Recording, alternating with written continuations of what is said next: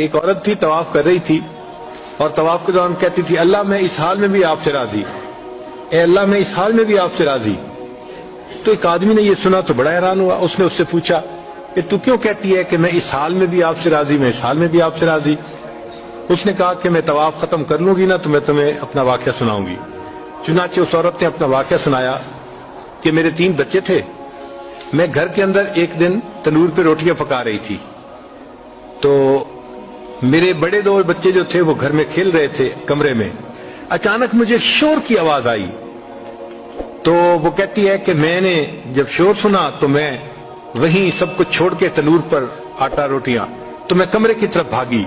جب کمرے گئی تو میں نے ایک عجیب تماشا دیکھا کہ اس سے 1-2 دن پہلے میرے خاوند نے گھر میں بکری کو ذبح کیا تھا اور جس چھری سے بکری کو ذبح کیا تھا وہ اس نے کمرے میں رکھی تھی۔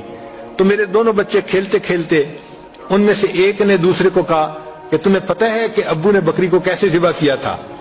تو دوسرا کہتا ہے مجھے تو نہیں پتا۔ وہ کہتے ہیں اچھا آؤ میں تمہیں بتاتا ہوں کہ کیسے ابو نے ذبح کیا تھا۔ تو میرا درمیان والا بیٹا جو تھا وہ زمین پر لیٹ گیا اور بڑے لڑکے نے اس چھری کو اٹھا لیا۔ اب وہ چھوٹا بچہ تھا اور اس کو پتہ نہیں تھا کہ چھری کتنی تیز ہے، چنانچہ اس نے اس کے گلے پہ جو چھری چلائی تو گلا تو فوراً کٹ گیا اور خون کا فوارہ چھوٹنے لگا۔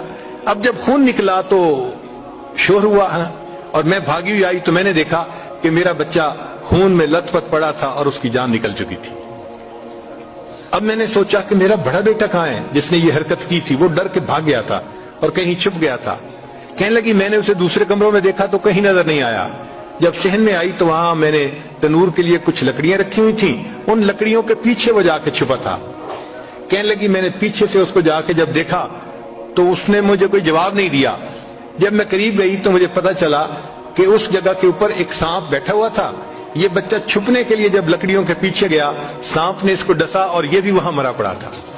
کہتے میں اس کی لاش اٹھا کے لائی، ایک بچے کو ایک چارپائی پہ لٹایا اور دوسرے بچے کو دوسرے چارپائی پہ لٹایا۔